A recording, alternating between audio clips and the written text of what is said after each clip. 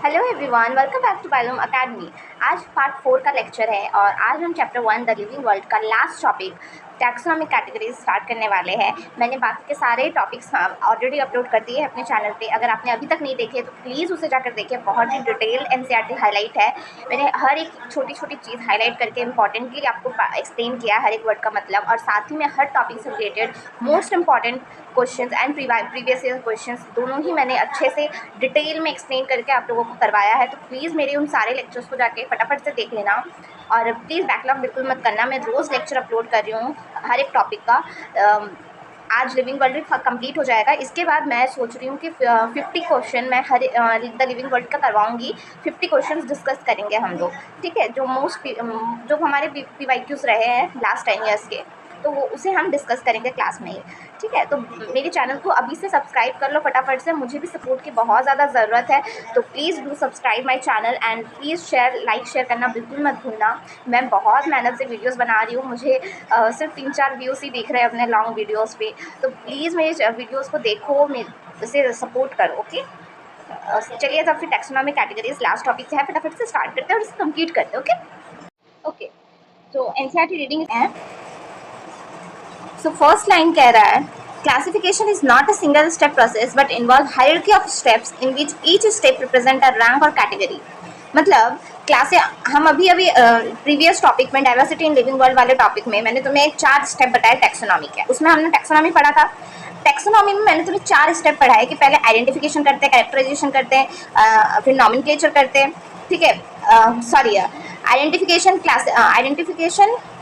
Characterisation, classification and then nomenclature. ये 4 step मैंने पढ़ाए, ठीक है। तो जब हम थर्ड स्टेप में क्लासिफिकेशन करते हैं, नॉमेनक्लेचर के पहले, नेमिंग करने से पहले जब हम क्लासिफिकेशन करते हैं ऑर्गेनिज्म को एक पर्टिकुलर ग्रुप में डालते हैं, तो क्लासिफिकेशन जब हम करते हैं तो वो एक सिंगल स्टेप प्रोसेस नहीं होता। ये लाइन बहुत इंपॉर्टेंट है, is not a single step process, ठीक है।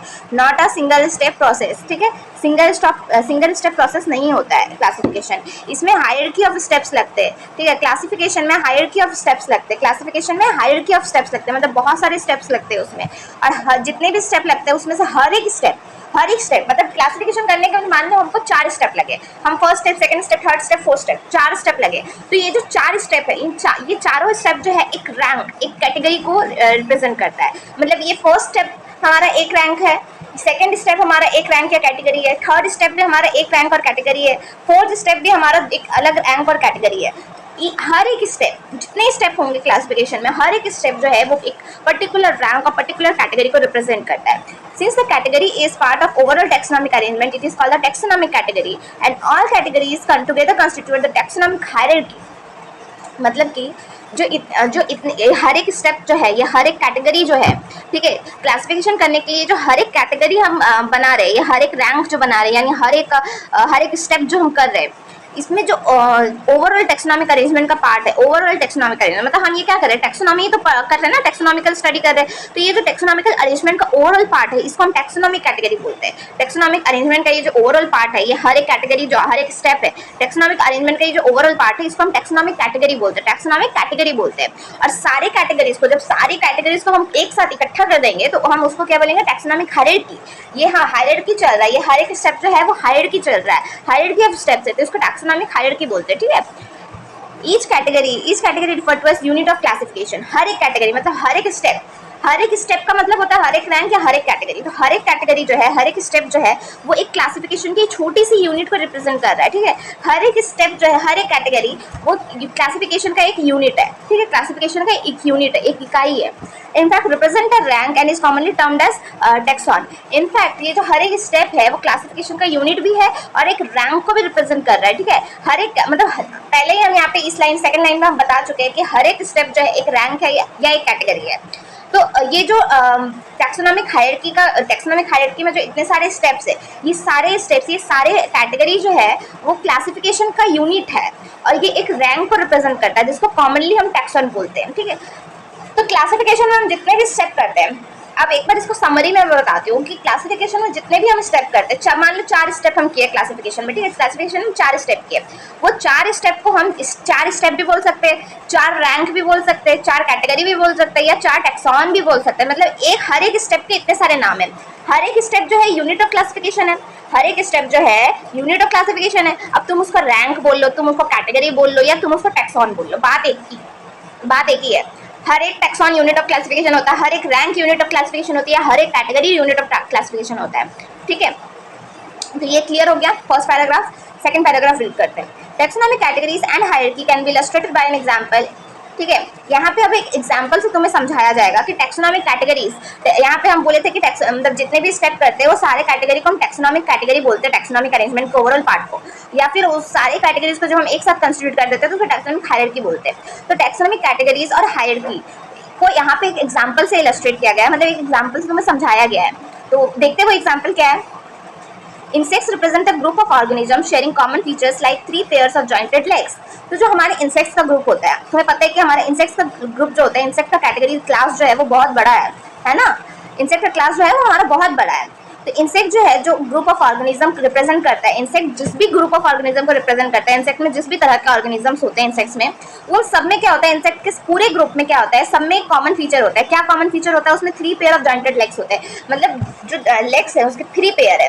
3 पेयर यानी 6, ठीक है, 3 पेयर यानी 6 पैर है। 3 पेयर्स मतलब 6 पैर है, और 6 पेयर्स के आपस में ज्वाइंट है। इस तरह से 6 पेयर जो है आपस में ज्वाइंट है।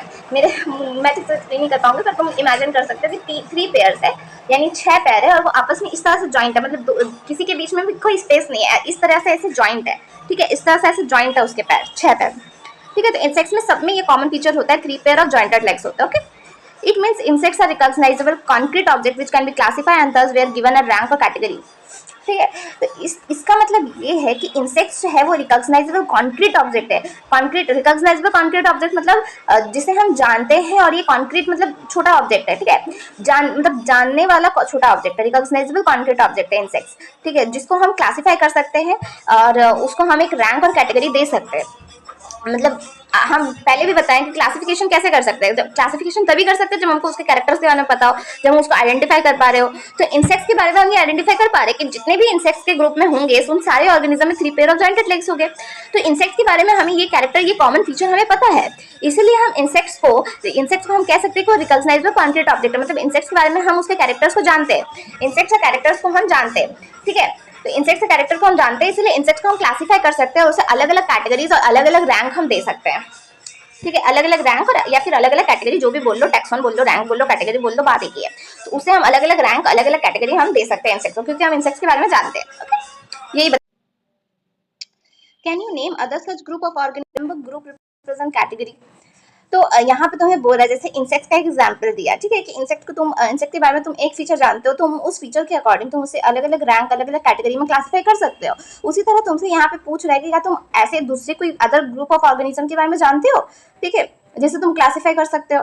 ठीक है, तो ये तुम लोग मुझे कॉमेंट करके बताओगे कि ऐसे दूसरे ऑर्गेनिजम्स कौन से हो सकते हैं जिसे तुम क्लासीफाई कर सकते हो। Okay, remember groups represent category. Category further denotes rank. Each rank or taxon in fact represent a unit of classification.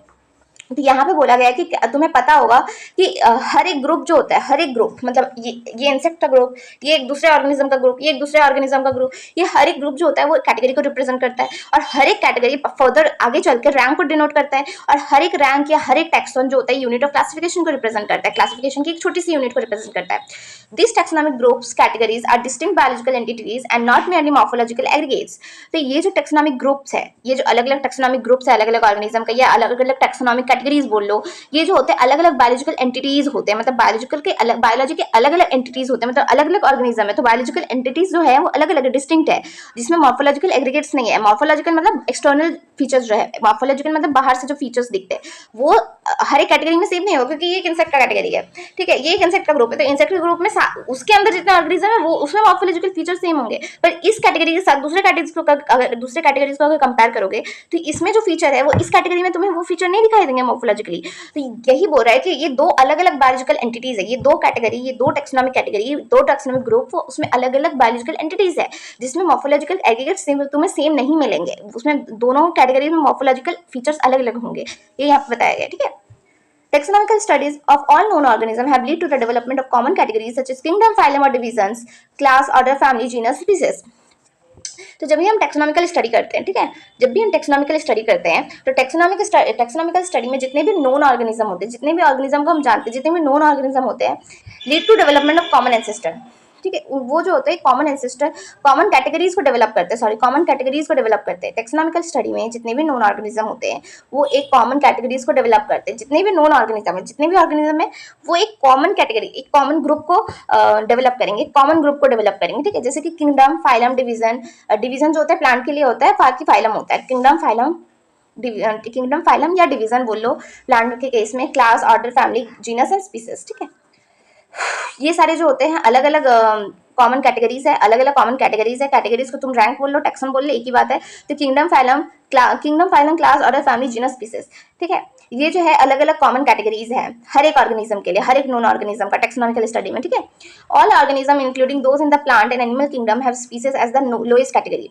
तो जितने भी ऑर्गेनिज्म है, जितने भी ऑर्गेनिज्म, प्लांट हो, एनिमल हो या दूसरे कोई ऑर्गेनिज्म का ग्रुप हो, ठीक है, जितने भी ऑर्गेनिज्म, सब में जो है, जितने भी नॉन ऑर्गेनिज्म है उसमें प्लांट किंगडम ले लो, एनिमल किंगडम ले लो, सब में स्पीसीज जो होगा, ठीक है, ये बहुत इंपॉर्टेंट क्वेश्चन है। इसमें स्पीसीज जो होगा हमेशा हर एक कैटेगरी में, हर एक ऑर्गेनिज्म के लिए, हर एक ऑर्गेनिज्म के लिए जो स्पीसीज जो होगा वो सबसे लोएस्ट कैटेगरी होगा। स्पीसीज जो होगा वो सबसे लोएस्ट कैटेगरी होगा। स्पीसीज देखो सबसे नीचे आता है, kingdom, phylum, class, order, family, genus, species. Species सबसे नीचे आता है। स्पीसीज जो है लोएस्ट कैटेगरी है हर एक ऑर्गेनिज्म के लिए, ठीक है, हर एक ऑर्गेनिज्म के लिए स्पीसीज जो है वो लोएस्ट कैटेगरी है। Now the question you may ask is how to place and okay, तो नाउ द क्वेश्चन इज, अब तुम्हारे मन में एक क्वेश्चन आ सकता है कि how the organism in place in various category, कैसे हम किसी भी ऑर्गेनिज्म को अलग अलग कैटेगरीज में प्लेस करते हैं, कैसे, ठीक है, मतलब क्लासिफिकेशन करते हैं। क्लासिफिकेशन में क्या करते हैं, अलग अलग कैटेगरी में क्लासीफाई करते हैं। तो उस अलग अलग कैटेगरीज में हम ऑर्गेनिज्म को कैसे प्लेस करते हैं, ये तुम्हारे मन में ये क्वेश्चन आ सकता है। तो the basic requirement is to the knowledge of characters of an individual और ग्रुप ऑफ ऑर्गेनिज्म।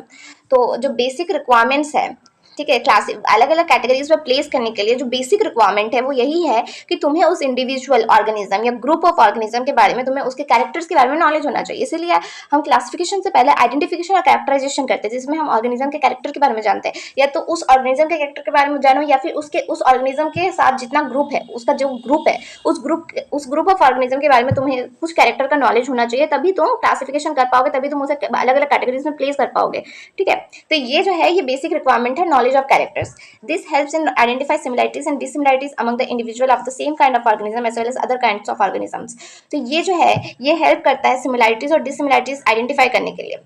मतलब नॉलेज ऑफ कैरेक्टर, मतलब कैरेक्टर्स का नॉलेज होना, कैरेक्टर्स के नॉलेज होने की वजह से हमें ये कैसे हेल्प मिलता है, कैरेक्टर मतलब किसी भी ऑर्गेनिज्म के कैरेक्टर्स के बारे में हमें पता है, तो उससे हमें क्या हेल्प मिलता है, उससे हमें ये हेल्प मिलता है कि हम किसी भी ऑर्गेनिज्म को उसकी सेम तरह के ऑर्गेनिज्म के साथ या किसी दूसरे तरह, मतलब ये हमारे पास एक ऑर्गेनिज्म है, इसका सेम ग्रुप है, इसका अलग ग्रुप है, तो सेम काइंड ऑफ ऑर्गेनिज्म के साथ या डिफरेंट काइंड ऑफ ऑर्गेनिज्म के साथ हम सिमिलैरिटीज और डिसिमिलैरिटीज फाइंड कर सकते हैं, आइडेंटिफाई कर सकते हैं। अगर हम कोई ऑर्गेनिज्म को हम क्लासीफाई कर रहे हैं, मान लो मेरे पास ये एक ऑर्गेनिज्म है, इसको हम क्लासीफाई कर रहे हैं, तो इस ऑर्गेनिज्म के कैरेक्टर्स के बारे में हमें पता होगा, तभी हम उसे अलग अलग ग्रुप के साथ मैच करके देखेंगे, सिमिलैरिटीज और डिसिमिलैरिटीज को फाइंड करेंगे। अगर वो इस ग्रुप के साथ अगर सिमिलैरिटीज अगर मुझे मिले दिखेगा, तो हम इस ऑर्गेनिज्म को इस ग्रुप के साथ डाल देंगे, और अगर इस ग्रुप के साथ डिसिमिलैरिटीज है तो हम इस ग्रुप में से नहीं डालेंगे।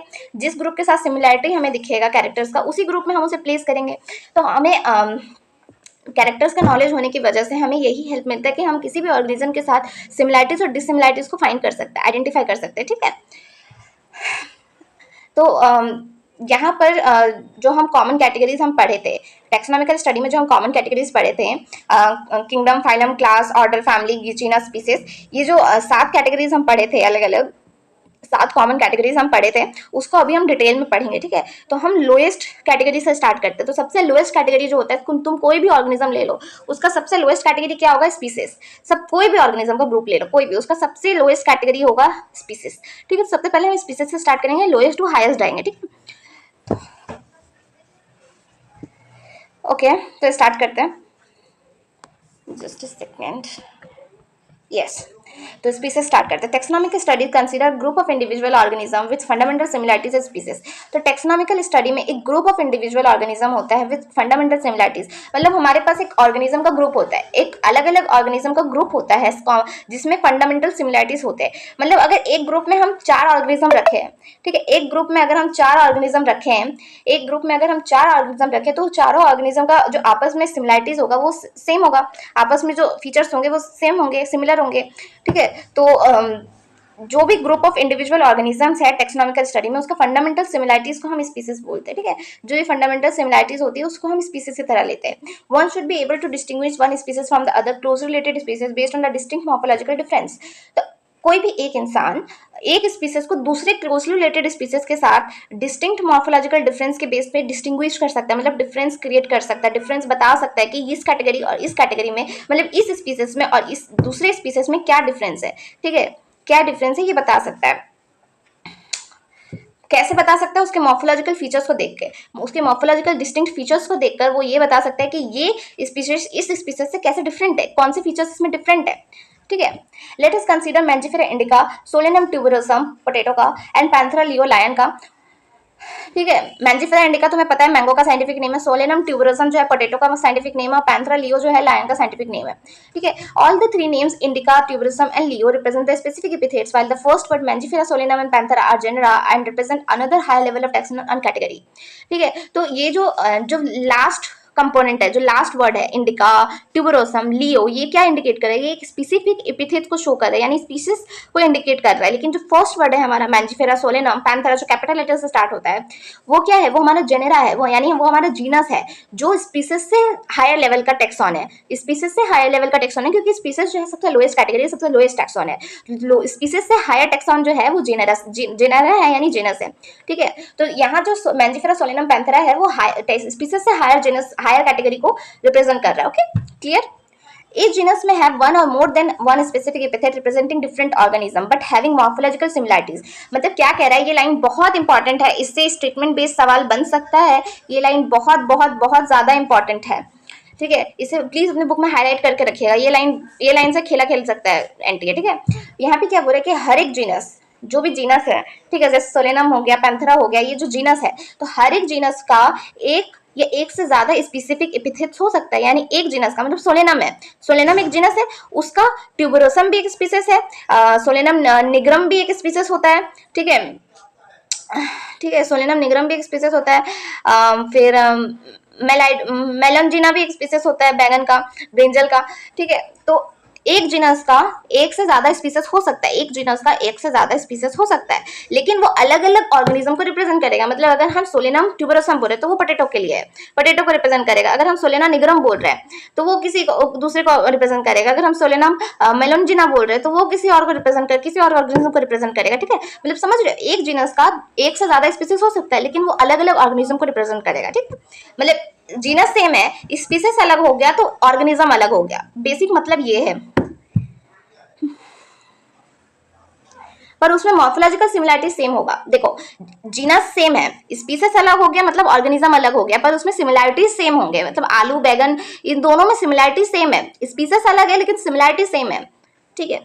For example Panthera has another specific epithet called tigris, ठीक है। तो पैंथेरा लियो जो है, यहाँ पे पैंथेरा लियो जो है लायन का था, ठीक है, और यहाँ पे पैंथेरा टिग्रिस जो है वो टाइगर का है, ठीक है। पैंथेरा टिग्रिस जो है वो टाइगर का है, पैंथेरा टिग्रिस टाइगर का। तो पैंथेरा जीनस सेम है, पर एक जगह लियो था लायन के लिए और एक जगह टिग्रिस है टाइगर के लिए। तो दोनों में स्पीसीज चेंज हुआ तो ऑर्गेनिज्म चेंज हो गया, एक लायन के लिए, एक टाइगर के लिए, लेकिन दोनों में सिमिलरिटी, मॉर्फोलॉजिकल सिमिलरिटीज है। लायन और टाइगर में कितनी सारी मॉर्फोलॉजिकल सिमिलरिटीज है, ठीक है। Solanum include species like nigrum and melongena. Solanum में भी अभी हम बताए, सोलेनम ट्यूबरोसम हो गया पोटैटो का, उसी तरह सोलेनम निग्रम हो गया, सोलेनम मेलनजीना हो गया। इससे क्या होता है, स्पीसीज चेंज हुआ तो ऑर्गेनिज्म चेंज हुआ, लेकिन उन तीनों में मॉर्फोलॉजिकल सिमिलरिटी सेम होगा, ठीक है। Human beings belong to the species sapiens. अब तुम्हें पता है कि ह्यूमन बींग के बारे में सबको, ह्यूमन बींग तो सबको जानता है, साइंटिफिक नेम होमो सैपियंस होता है। तो ह्यूमन बींग का जो स्पीसीज है वो सैपियंस है और इसका जीनस जो है वो होमो है। तो साइंटिफिक नेम ह्यूमन का क्या हो गया, होमो सैपियंस, ये सबको पता है। हमारा जो नेक्स्ट कैटेगरी है वो है जीनस, ठीक है। अभी हम बताएं कि स्पीसीज सबसे लोएस्ट कैटेगरी है और स्पीसीज से हायर कैटेगरी जो है वो हमारा जीनस है। तो जीनस में क्या होता है, genus comprise a group of related species which has more characters in common in comparison to species of other genera. ठीक है। तो जीनस में ग्रुप ऑफ रिलेटेड स्पीसीज होते हैं, जीनस में ग्रुप ऑफ रिलेटेड स्पीसीज होते हैं, स्पीसीज से हायर कैटेगरी होता है जीनस। तो जीनस में क्या होगा, ग्रुप ऑफ रिलेटेड स्पीसीज होगा, स्पीसीज के ऊपर जीनस होता है। तो जीनस में ग्रुप ऑफ रिलेटेड स्पीसीज होगा जिसमें ज्यादा कैरेक्टर्स कॉमन होंगे, जिसमें कॉमन कैरेक्टर्स ज्यादा होंगे कंपैरिजन टू स्पीसीज। स्पीसीज में सिमिलैरिटी ज्यादा होती है और जीनस में कॉमन कैरेक्टर स्पीसीज के कंपैरिजन में ज्यादा होता है, ठीक है। जीनस में स्पीसीज के कंपैरिजन में जीनस में ज्यादा कॉमन कैरेक्टर्स मिलते हैं। We can say that genera are aggregates of closely related species. तो हम कह सकते हैं कि जेनस जो है वो एग्रीगेट है, मतलब एक जुड़ाव है, एक मतलब क्या बोल सकते हैं उसको, एक एग्रीगेट मतलब एक ये है, मतलब क्या बोलूँ, वो वर्ड नहीं आ रहा मेरे मुंह में। मतलब तुम कह सकते हो कि एक झुंड है क्लोजली रिलेटेड स्पीसीज का, ठीक है। जेनेरा में झुंड है एक एग्रीगेट से क्लोजली रिलेटेड स्पीसीज का। For example potato and brinjal are two different species. Potato और ब्रिंजल जो है, आलू और बैगन, दोनों दो अलग अलग स्पीसीज है, but both belong to the same genus Solanum. अभी हम तुमको बताया कि सोलेनम ट्यूबरोसम जो है पोटैटो का है, सोलेनम निग्रम जो है वो बैगन का है, ब्रिंजल का। तो दोनों का जीनस सेम है सोलेनम, पर दोनों का स्पीसीज अलग है, ठीक है। लायन जो है पैंथरा लियो, लेपर्ड जो है पैंथरा पैरडस और टाइगर जो है पैंथरा टिग्रिस। तीनों में कॉमन फीचर्स होते हैं, लायन टाइगर लेपर्ड तीनों में ही कॉमन फीचर्स होते हैं, लेकिन इसका स्पीसीज जो है वो तीनों का ही अलग है, एक का लियो, एक का पैरडस, एक का टिग्रिस है, पर जीनस पैंथरा कॉमन है। तो जीनस जो है वो अलग अलग, this genus differ from other genus Felis which include cats. तो ये जो जीनस है सोलेनम हो गया एक जीनस पैंथरा हो गया। तो ये जो दोनों जीनस है वो फेलिस जीनस से अलग होंगे, फेलिस में कैट्स होते हैं, ठीक है, पर फेलिस जीनस में कैट्स आते हैं, ठीक है। फेलिस जीनस में कैट आते हैं, तो फेलिस जो है पैंथरा से अलग है। फेलिस और पैंथरा दोनों ही जीनस है, लेकिन दोनों जीनस फेलिस और पैंथर दोनों ही एक दूसरे से अलग है, एक दूसरे से डिफरेंट है, ठीक है। तो जीनस में सिर्फ इतना याद रखना है कि जीनस में ग्रुप ऑफ रिलेटेड स्पीसीज होते हैं जिसमें कॉमन कैरेक्टर स्पीसीज का कंपैरिजन में ज़्यादा होता है, ठीक है। एक जीनस का एक से ज़्यादा स्पीसीज हो सकता है। स्पीसीज डिफर होने से, स्पीसीज डिफरेंट होने से ऑर्गेनिज्म बदल जाते हैं, लेकिन उनके जो फीचर्स होते हैं वो कॉमन होते हैं, ठीक है। और एक जीनस दूसरे जीनस से अलग होगा, फेलिस पैंथर से अलग है, ठीक है। अब जीनस से जो हायर कैटेगरी है वो हमारा फैमिली है। जीनस से हायर कैटेगरी हमारा फैमिली, कैटेगरी है फैमिली, ठीक है। स्पीसीज हमारा सबसे लोएस्ट कैटेगरी है और स्पीसीज से ऊपर हमारा जीनस है और जीनस से ऊपर हमारा फैमिली है। तो जैसे फैमिली में ग्रुप ऑफ रिलेटेड स्पीसीज थे, वैसे ही जैसे जीनस में ग्रुप ऑफ रिलेटेड स्पीसीज थे यहाँ पे, वैसे ही फैमिली में ग्रुप ऑफ रिलेटेड जेनरा है, ठीक है। ग्रुप ऑफ रिलेटेड जेनरा है, मतलब फैमिली में बहुत ग्रुप ऑफ जेनस का ग्रुप है। फैमिली के अंदर ग्रुप ऑफ जीनस आते हैं, जीनस का ग्रुप आता है जिसमें लेस नंबर ऑफ सिमिलैरिटीज होता है, as compare to genus and species, ठीक है। फैमिली में भी लेस नंबर ऑफ सिमिलैरिटीज होता है। मतलब देखो स्पीसीज ऐसे याद रखना कि स्पीसीज सबसे लोएस्ट कैटेगरी है, as for species as for similarities, ठीक है। तो स्पीसीज में सबसे ज़्यादा सिमिलैरिटीज पाया जाएगा, मतलब कॉमन फीचर सबसे ज़्यादा होगा। और स्पीसीज से जैसे हम ऊपर जाएंगे, जैसे ऊपर की तरफ जाएंगे हायर कैटेगरी की तरफ, वैसे वैसे हमारा सिमिलर कैरेक्टर्स जो है वो घटता जाएगा और जनरल कैरेक्टर्स बढ़ता जाएगा, ठीक है। तो स्पीसीज में सबसे ज़्यादा सिमिलैरिटीज़ थी, जीनस में भी सिमिलैरिटीज़ थी, लेकिन स्पीसीज के कंपैरिजन में कम थी। और फैमिली में कम सिमिलैरिटीज़ है जीनस और स्पीसीज के कंपैरिजन में। फैमिली में जीनस और स्पीसीज इन दोनों के कंपैरिजन में कम सिमिलैरिटीज़ है, ठीक है, क्योंकि अब धीरे धीरे जनरल कैरेक्टर्स बढ़ेंगे हायर कैटेगरी की तरफ, ठीक है। Families are characterized on the basis of both vegetative and reproductive features of plant species. तो फैमिली जो है, फैमिली को हम कैरेक्टराइज कैसे करते हैं, वेजिटेटिव और रिप्रोडक्टिव फीचर दोनों के, मतलब प्लांट स्पीसीज को अगर हम किसी प्लांट स्पीसीज को अगर हम फैमिली में डालते हैं, ठीक है, हमारे पास कोई प्लांट स्पीसीज है उसको हम फैमिली के अंदर डाल दें, तो कैसे डालेंगे, उस प्लांट स्पीसीज का वेजिटेटिव और रिप्रोडक्टिव दोनों फीचर लेंगे। वेजिटेटिव मतलब हो गया जो उसका थैलेमस होता है, पेडिंकल होता है, ठीक है, सेपल्स होते हैं, पेटल्स होते हैं, ये जो नॉन एसेसरी वॉल्स है, ये इसे बोलते हैं वेजिटेटिव कैरेक्टर। और रिप्रोडक्टिव कैरेक्टर क्या हो गया, जो फीमेल रिप्रोडक्टिव ऑर्गन होता है, गाइनोशियम, पिस्टिल, ठीक है। और जो मेल रिप्रोडक्टिव ऑर्गन होता है, जो स्टेमन हो गया, एंथर, फिलामेंट, ठीक है, ये सब जो है दोनों ही वेजिटेटिव और रिप्रोडक्टिव फीचर लिया जाता है प्लांट स्पीसीज में दोनों फीचर्स लिए जाते हैं और फिर उसको फैमिलीज में कैरेक्टराइज किया जाता है। तो अगर हम प्लांट्स की बात करें तो यहाँ पे एग्जाम्पल दिया हुआ, देखो जितने भी एग्जाम्पल है ना यहाँ पे इस कैटेगरीज वाले रैंक में, टेक्सोनॉमिक कैटेगरीज में रैंक में, वो सारे एग्जाम्पल तुमको बहुत अच्छे से याद करने, क्योंकि मैच द फॉलोइंग या एग्जाम्पल बेस्ड क्वेश्चन पूछ सकता है एनटीए, ठीक है। तो अगर हम यहाँ पे प्लांट्स की बात करेंगे तो 3 डिफरेंट जेनस है प्लांट्स में, 3 अलग अलग जेनस है, सोलेनम, पिटूनिया और दतूरा। सोलेनम, पिटूनिया और दतूरा, इन तीनों को सेम फैमिली में रखा गया है, सोलेनेसी। ये बहुत इंपॉर्टेंट है, सोलेनम, पिटूनिया, दतूरा, ये तीनों ही सोलेनेसी फैमिलीज के मेंबर है। अगर हम एनिमल की बात करें तो एनिमल में पैंथेरा जीनस जो है हमारा, पैंथेरा जीनस पहले भी हम पढ़ा चुके हैं जीनस में भी कि पैंथेरा में 3 स्पीसीज होते हैं, लायन, टाइगर और लेपर्ड का। Panthera leo, Panthera tigris, Panthera pardus, ठीक है। तो ये लायन, टाइगर, लेपर्ड, इसको सेम जीनस के साथ रखा गया है, फेलिस। सेम जीनस फेलिस के साथ रखा गया है पैंथेरा को, ठीक है। फेलिस भी हमारा एक जीनस है जो कैट फैमिली है, ठीक है। तो पैंथेरा को फेलिस के साथ रखा गया है फेलिडे फैमिली में। ये बहुत इंपॉर्टेंट है कि पैंथेरा में तीन स्पीसीज आता है, पैंथेरा जीनस में 3 स्पीसीज आता है। तो उस पैंथेरा जीनस को फेलिस जीनस के साथ, जिसमें कैट फैमिली है, ठीक है, कैट्स है फेलिस में, तो पैंथेरा जीनस को फेलिस जीनस के साथ मिलाकर फेलिडे फैमिली में रखा गया है। मतलब पैंथेरा और फेलिस को एक साथ फेलिडे फैमिली में रखा गया है। Similarly if you observe the feature of cat and dog you will find some similarities and some difference as well. तो अगर तुम कैट और डॉग दोनों में अगर तुम ऑब्जर्व करोगे तो तुम्हें कुछ सिमिलैरिटीज में मिलेगी और तुम्हें कुछ डिफरेंसेस में मिलेंगे, ठीक है। They are separated into 2 different families. क्यों डिफरेंस मिलेंगे? क्योंकि ये कैट और डॉग दोनों ही अलग अलग फैमिलीज के मेंबर है। देखो, कैट जो है फेलिडे फैमिली का मेंबर है और डॉग जो है वो कैनिडे फैमिली का मेंबर है, ठीक है। फेलिडे और कैनिडे फैमिली के मेंबर है, 2 अलग अलग फैमिली हो गई ना, तो इसीलिए कुछ सिमिलैरिटीज भी मिलेगी, क्योंकि इसमें जीनस और स्पीसीज के कंपैरिजन में कम सिमिलैरिटीज होती है, तो कुछ सिमिलैरिटीज भी मिलेगी और कुछ डिफरेंसेस भी मिलेंगे, ठीक है। तो यहाँ पे जितने एग्जाम्पल्स मैं करवा रही हूँ ना, सारे एग्जाम्पल्स याद रखने हैं। पहला पैंथेरा का तीनों स्पीसीज याद करना है, और फिर सोलेनम का भी तीनों स्पीसीज याद करना है, निग्रम, मेलोंजिना और ट्यूबरोसम, ये तीनों ही स्पीसीज याद करना है।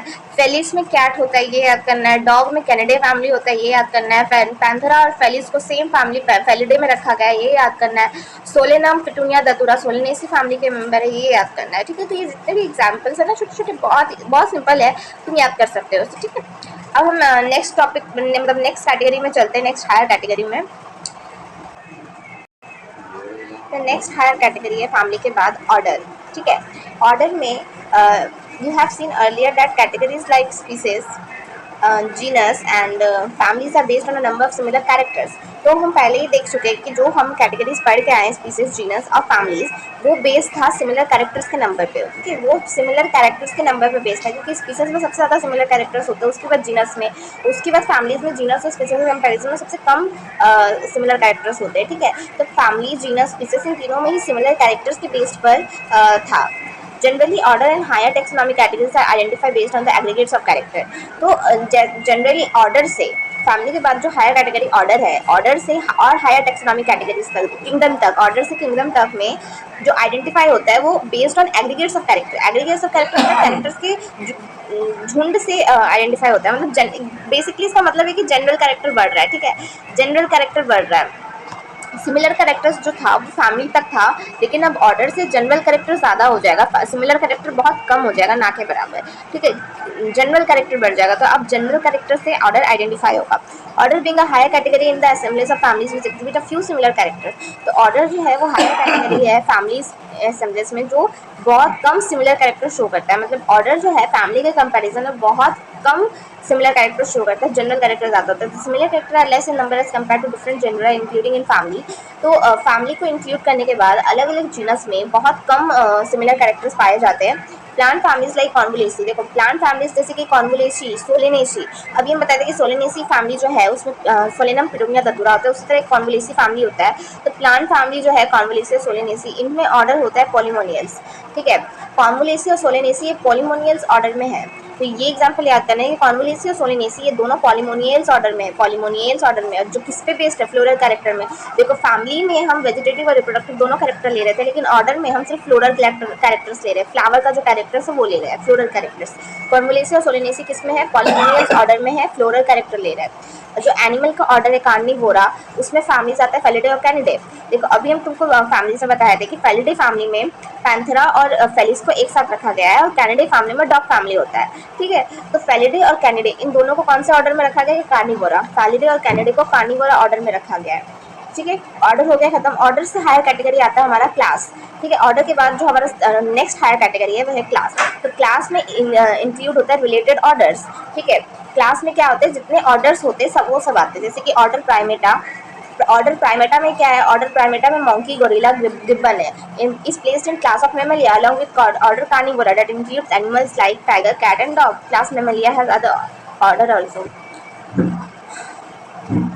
तो प्राइमेटा ऑर्डर जो है हमारा, जो प्राइमेटा ऑर्डर है, प्राइमेटा एक ऑर्डर है, ठीक है। जैसे पॉलीमोनियल्स ऑर्डर है, कार्निवोरा ऑर्डर है, प्लांट में पॉलीमोनियल्स ऑर्डर है, एनिमल्स में कार्निवोरा ऑर्डर है, वैसे ही प्राइमेटा ऑर्डर है। प्राइमेटा ऑर्डर में क्या होता है, मंकी, गोरिल्ला, गिब्बन होता है। प्राइमेटा ऑर्डर में क्या आता है, प्राइमेट्स आते हैं, मंकी, गोरिल्ला, गिब्बन, ये सारे प्राइमेट्स है। प्राइमेटा ऑर्डर में प्राइमेट्स आते हैं, मंकी, गोरिल्ला, गिब्बन। इसको किसमें क्लास में रखा गया है, इस ऑर्डर प्राइमेटा ऑर्डर को कौन से क्लास में रखा गया है, तो मेमलिया क्लास में रखा गया है। इस प्राइमेटा ऑर्डर को कौन से क्लास में रखा गया है, मेमलिया क्लास में रखा गया है। Along with order Carnivora, along with order Carnivora मतलब ऑर्डर प्राइमेटा को मेमलिया क्लास में रखा गया है कार्निवोरा ऑर्डर के साथ। कार्निवोरा ऑर्डर में क्या था, कार्निवोरा ऑर्डर में फेलिडे और कैनिडे फैमिली था। कार्निवोरा ऑर्डर में क्या था, फेलिडे और कैनिडे फैमिली था। तो कार्निवोरा ऑर्डर में क्या निकलेगा, tiger, cat, dog. Felidae family का टाइगर, कैट और कैनिडे फैमिली का डॉग, ये सब आएगा कार्निवोरा ऑर्डर में। तो प्राइमेटा ऑर्डर को भी मेमलिया क्लास में रखा गया है और कार्निवोरा ऑर्डर को भी मेमलिया क्लास में रखा गया है, ठीक है। प्राइमेटा और कार्निवोरा इन दोनों ही ऑर्डर को मेमलिया के क्लास में रखा गया है। तो मेमलिया बहुत बड़ा क्लास है, मैमल्स का क्लास है, ठीक है, बहुत बड़ा क्लास है। ओके, नेक्स्ट हायर कैटेगरी जो है हमारा वो है फाइलम, ठीक है। ऑर्डर के बाद हमारा नेक्स्ट हायर कैटेगरी फाइलम आता है, ठीक है। Classes comprising animals like fishes, amphibians, reptiles, birds, along with mammals constitute the next higher category called phylum. तो क्लासेस मतलब क्लास में जो जो एनिमल्स आते हैं, जैसे कि fish, amphibians, reptiles, birds, mammals के साथ, मतलब क्लास में मैमलिया एक क्लास है, ठीक है। मैमलिया एक क्लास है। तो मैमलिया क्लास में प्राइमेट्स भी है और मैमलिया क्लास में प्राइमेट्स भी है और कैनिडे फैलिडे फैमिली भी है, ठीक है। तो मैमलिया क्लास में कौन कौन से एनिमल्स आ रहे हैं, फिशेस, एम्फीबियंस, रेप्टाइल्स, बर्ड्स, ये सब मैमल्स क्लास के मेंबर्स हैं।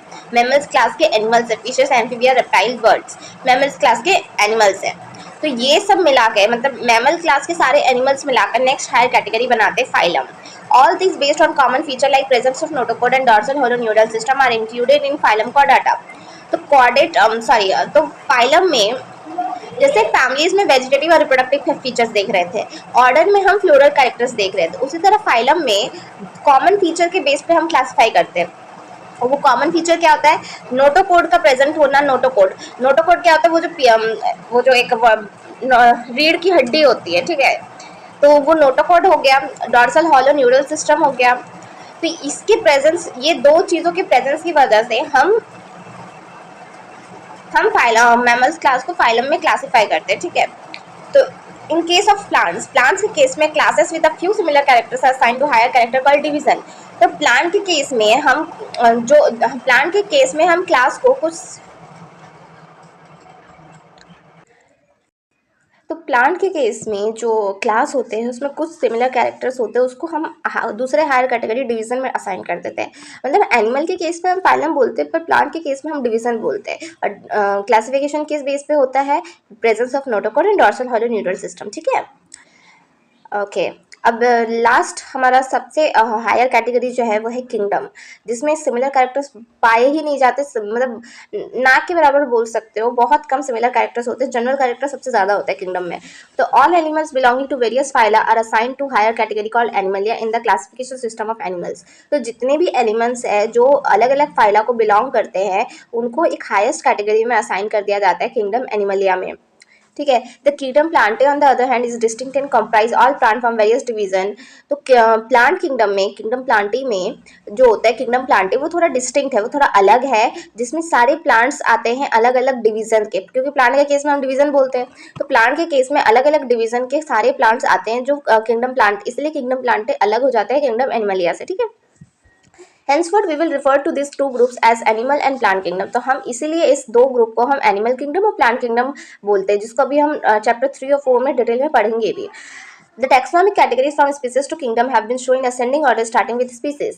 तो taxonomic category, ये जो हम पूरा taxonomic category पढ़े, ये सात taxonomic category पढ़े species से kingdom की तरफ, ये जो है ascending order में start है species से, मतलब species से kingdom, स्पीसीज से किंगडम की तरफ, ये असेंडिंग ऑर्डर छोटे से बड़े में सजा हुआ है, ठीक है, छोटे से बड़े में असेंडिंग ऑर्डर में सजा के रखे स्पीसीज से किंगडम की तरफ, ठीक है। दिस आर ब्रॉड कैटेगरीज, ये जो है बहुत बड़े बड़े कैटेगरीज है। However taxonomist have also developed sub categories in this hierarchy to facilitate more sound and scientific placement of various taxa. तो ये जो 7 कैटेगरीज हम अभी पढ़े हैं यहाँ पे, ये बहुत ब्रॉड कैटेगरीज, बहुत बड़े कैटेगरीज है, इसीलिए टैक्सोनॉमिस्ट ने, मतलब जो भी टैक्सोनॉमी को स्टडी करते हैं उसको टैक्सोनॉमिस्ट बोलते हैं। तो टैक्सोनॉमिस्ट ने सब कैटेगरीज भी डेवलप किया है इस हायरार्की में, इस हायरार्की में सब कैटेगरीज भी डेवलप किया है ताकि और ज़्यादा साउंड फैसिलिटेट करे और अलग अलग टैक्सा को हम बहुत अच्छे से साइंटिफिक प्लेसमेंट दे सके, ठीक है। Look at the hierarchy, can you recall the basis of arrangement, say for example higher from species to kingdom the number of common characters goes on decreasing. तो जैसे जैसे हम स्पीसीज से किंगडम की तरफ जाएंगे, स्पीसीज से किंगडम की तरफ जाने का मतलब क्या है, ऑर्डर में मूव कर रहे हैं, छोटे से बड़े की तरफ, लोएस्ट कैटेगरी से हाईएस्ट कैटेगरी की तरफ मूव कर रहे हैं। तो जैसे हम स्पीसीज से किंगडम की तरफ जा रहे हैं, हायर कैटेगरी की तरफ जा रहे हैं, नंबर ऑफ कॉमन कैरेक्टरिस्टिक जो है वो डिक्रीज हो रहा है। हम बताएं कि S for species, S for similar characters, तो स्पीसीज में कैरेक्टरिस्टिक ज़्यादा होते हैं, कॉमन कैरेक्टर सिमिलर कैरेक्टरिस्टिक ज़्यादा होते हैं, लेकिन किंगडम की तरफ जाते ही कॉमन कैरेक्टरिस्टिक घट जाता है। Lower the taxa more the characteristic that the members with in the taxon share. तो जैसे जैसे टैक्सा लोअर होगा, टैक्सा अगर लोअर होगा तो ज़्यादा कैरेक्टरिस्टिक्स होंगे जो उस मेंबर्स में जो टैक्सन शेयर करेंगे। मतलब जैसे स्पीसीज जो है, स्पीसीज सबसे लोअर्स्ट कैटेगरी है, सबसे लोअर टैक्सा है, तो उसमें जो भी स्पीसीज में जो भी स्पीसीज आपस में जो भी टैक्सॉन आपस में शेयर कर रहे हैं, उसमें जो भी टैक्सॉन के अंदर, उस टैक्सॉन के अंदर जो भी मेंबर्स आपस में शेयर कर रहे हैं उसमें कैरेक्टरिस्टिक ज़्यादा होगा, सिमिलर कैरेक्टरिस्टिक ज़्यादा होगा। Higher the category greater is the difficulty of determining the relationship with the other taxa at the same level, ठीक है। तो मतलब जैसे कैटेगरी हाई हो रहा है, जैसे स्पीसीज से हम किंगडम की तरफ जा रहे हैं, कैटेगरी हायर हो रहा है, तो उसमें हम अलग अलग टैक्सा के बीच सेम लेवल पे अलग अलग टैक्सा के साथ रिलेशनशिप डिटरमाइन करना हमारे लिए डिफिकल्ट हो जाता है। देखो ये असर्शन रीजन में ये स्टेटमेंट बन सकता है कि जैसे जैसे हम इस लोएस्ट कैटेगरी से हम हाईएस्ट कैटेगरी की तरफ जाते हैं असेंडिंग ऑर्डर में, वैसे वैसे अलग अलग टैक्सा के साथ सेम लेवल पे रिलेशनशिप डिटरमाइन कर पाना डिफिकल्ट हो जाता है। Hence the problem of classification becomes more complex. तो क्लासिफिकेशन का जो प्रॉब्लम है, वो और भी ज़्यादा कॉम्प्लेक्स हो जाते हैं क्योंकि हम रिलेशनशिप ही नहीं डिटरमाइन कर पाते। इसीलिए स्पीसीज में सिमिलर कैरेक्टर्स ज़्यादा होता है और किंगडम में जाते जाते जनरल कैरेक्टर्स ज़्यादा हो जाता है, ठीक है। तो इसीलिए जनरल कैरेक्टर ज़्यादा हो जाने की वजह से हम उसके अलग अलग टैक्सा के साथ रिलेशनशिप डिटरमाइन नहीं कर पाते, इसलिए क्लासिफिकेशन का प्रोसेस और भी ज़्यादा डिफिकल्ट हो जाता है, और भी ज़्यादा कॉम्प्लेक्स हो जाता है। तो यहाँ पर ये पूरा ये दिया है चार्ट इस तरह से स्पीसीज से किंगडम की तरफ, ठीक है। ये वाला टैक्सोनॉमिक कैटेगरीज, इस ऑर्डर इंपॉर्टेंट है, ऑर्डर याद करना है।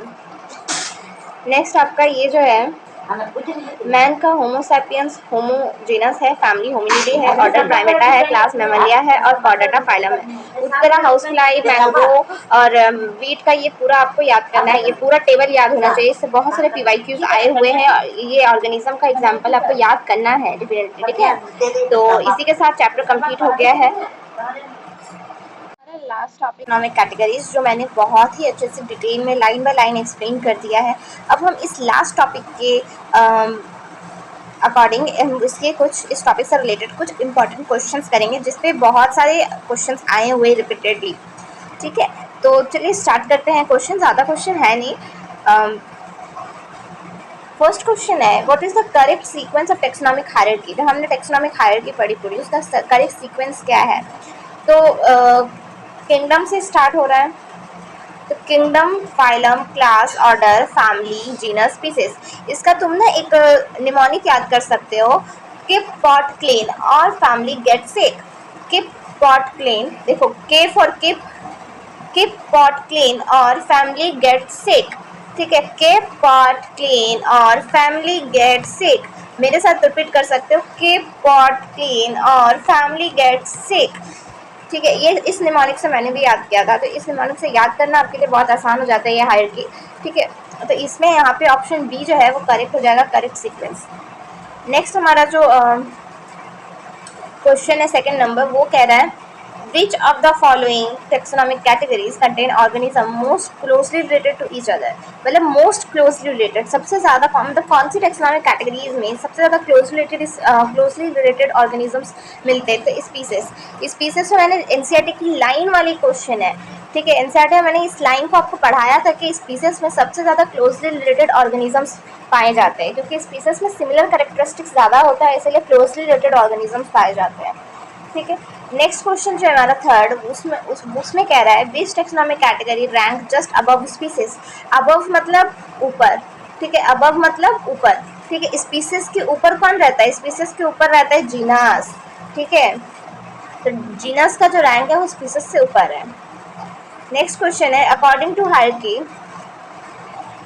Hierarchy which is the lowest rank. तो lowest rank genus, lowest rank ऐसा तो स्पीसीज का होता है, ठीक है, स्पीसीज का लोएस्ट रैंक होता है, स्पीसीज सबसे ज़्यादा स्मॉलेस्ट कैटेगरी होता है स्पीसीज हमारा, पर यहाँ पे ऑप्शन में स्पीसीज नहीं है, तो ऑप्शन के अकॉर्डिंग तुमको लोएस्ट रैंक देना है, तो स्पीसीज के बाद क्या होता है? जीनस, इसलिए यहाँ पे जीनस आंसर हो जाएगा।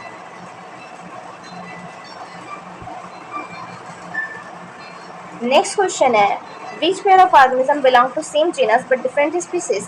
जीनस सेम होगा पर स्पीसीज अलग होगा। तो देखो पैंथेरा जो है जीनस सेम है पर स्पीसीज क्या है? स्पीसीज अलग है, एक टाइगर का एक लायन का है, तो ये सही हो जाएगा, ओके। नेक्स्ट क्वेश्चन है taxonomic hierarchy helps in. Taxonomic hierarchy किसमें हेल्प करता है?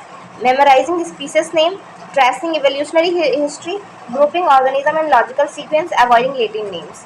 तो टैक्सोनॉमिक हायरार्की ऑर्गेनिज्म को ग्रुप करने में हेल्प करता है। टैक्सोनॉमिक हायरार्की में क्या अलग अलग कैटेगरी है जिसमें हम क्लासिफिकेशन में अलग अलग ऑर्गेनिज्म को उस कैटेगरीज में ग्रुप करते हैं लॉजिकल सीक्वेंस में, ठीक है, तो ये हो जाएगा करेक्ट। नेक्स्ट क्वेश्चन है असर्शन रीजन का। Species is the basic unit of classification. तो यस असर्शन बिल्कुल सही है, स्पीसीज ही बेसिक यूनिट होता है क्लासिफिकेशन का। क्यों होता है? Organism in a species can interbreed and produce fertile offspring. Interbreed मतलब एक, ठीक है, तो ऑर्गेनिज्म जो होते हैं एक स्पीसीज में, एक स्पीसीज के जो ऑर्गेनिजम्स होते हैं वो इंटरब्रीड करते हैं और फर्टाइल ऑफस्प्रिंग प्रोड्यूस करते हैं, तो ये जो हो जाएगा ये बिल्कुल करेक्ट हो जाएगा।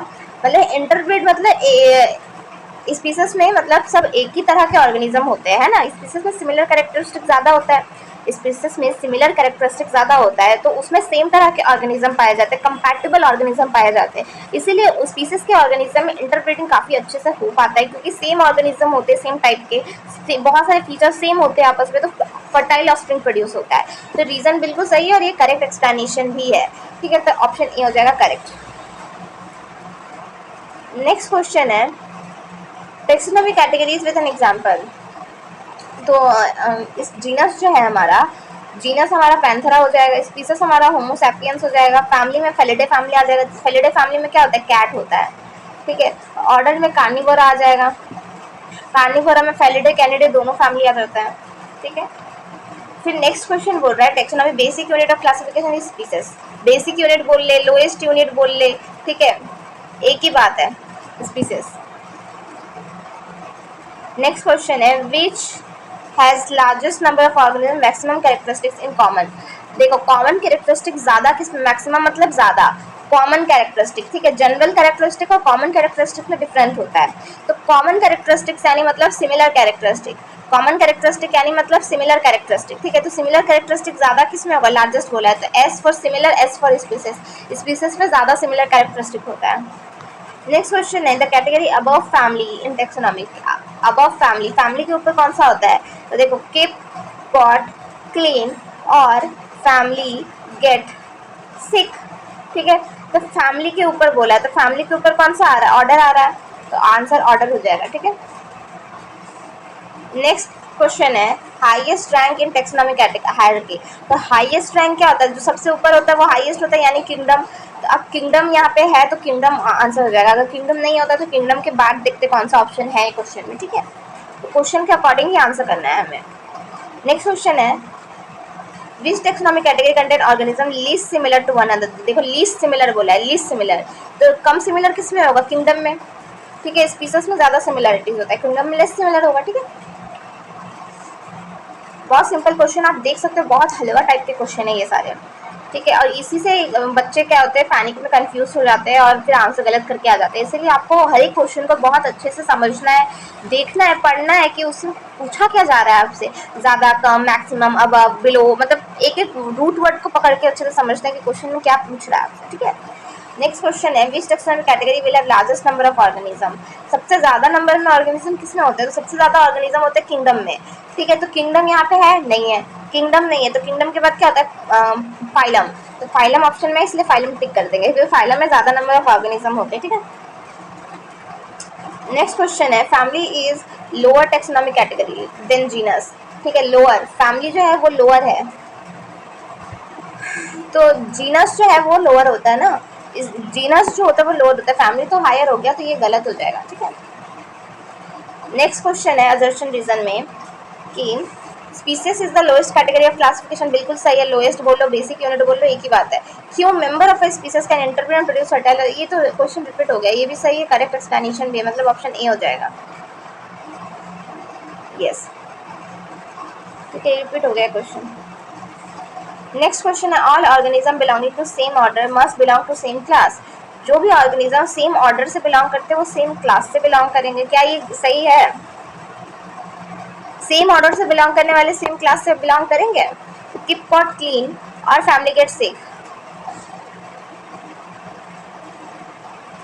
ठीक है। तो हाँ, सेम ऑर्डर वाले सेम क्लास में बिलोंग जरूर करेंगे। ठीक है। Class is a higher taxonomic category than order. Class जो है वो हायर है। देखो कीप पॉट क्लीन और फैमिली गेट सिक, तो क्लास जो है वो हायर है, क्लास जो है हायर है ना ऑर्डर से। देखो ऑर्डर नीचे है, क्लास ऊपर है, क्लास ऊपर है, तो क्लास में जो है, क्लास मतलब जो सेम ऑर्डर होगा वो सेम क्लास में तो होगा ही। अगर ऑर्डर सेम है तो क्लास तो सेम होगा ही, क्योंकि क्लास जो है वो हायर टैक्सोनॉमिक कैटेगरी है। तो असर्शन रीजन बिल्कुल सही है और एक्सप्लेनेशन भी करेक्ट है। नेक्स्ट क्वेश्चन है, which category include related classes. ठीक है, किसमें क्लासेस इंक्लूड होता है? तो कीप पॉट क्लीन। ठीक है। क्लास किस में आएगा? इसमें फाइलम में आएगा क्लास। ठीक है। फिर नेक्स्ट क्वेश्चन है, if two species belong to same genus they must belong to the same. अगर जीनस सेम है, ठीक है, अगर जीनस सेम है, जीनस सेम है तो स्पीसीज सेम भी हो सकता है, डिफरेंट भी हो सकता है, लेकिन उसके ऊपर जितना है वो सब सेम हो सकता है, मतलब ऑर्डर, फैमिली, क्लास, ये तीनों सेम हो सकते हैं अगर जीनस सेम है तो। ठीक है। तो ऑल ऑफ द अबव हो जाएगा आंसर। नेक्स्ट क्वेश्चन है, ग्रुप ऑफ रिलेटेड फैमिलीज, तो कीप पॉट क्लीन और फैमिली गेट सिक। तो रिलेटेड फैमिली किस में आएगा? रिलेटेड फैमिली जो है वो ऑर्डर में आएगा, क्योंकि ऑर्डर हायर कैटेगरी है तो सारे फैमिली जो है वो ऑर्डर में आ जाएंगे। ठीक है। तो मतलब आपका मैक्सिमम क्वेश्चन इस निमोनिक को याद करने से ही सॉल्व हो जाएंगे टेक्सोनॉमिक कैटेगरी से। और टेक्सोनॉमिक कैटेगरी से काफ़ी क्वेश्चन पूछे जाते हैं, ट्रिकी क्वेश्चन पूछे जाते हैं कंफ्यूजिंग ऑप्शन के साथ, तो आपका मैक्सिमम क्वेश्चन इस निमोनिक के साथ सॉल्व हो जाएगा। ठीक है। तो बस, अगर आप मेरी वीडियो अभी तक देख रहे हो तो फटाफट से बेल आइकन को प्रेस करो, सब्सक्राइब करो और लाइक शेयर ज़रूर करना भूलना मत। कल आ रहा है लिविंग वर्ल्ड के टॉप 50 PYQs लास्ट 10 ईयर्स के, तो उस सेशन को देखना बिल्कुल मत भूलना। ओके, चलो रिवाइज करते रहो, प्रिपरेशन करते रहो, फिजिक्स केमिस्ट्री पे भी ध्यान देते रहो। बायो के लिए तो मैं हूँ, पर फिजिक्स केमिस्ट्री में तुम्हें ही ध्यान देना होगा। तो keep studying and keep healthy. Bye.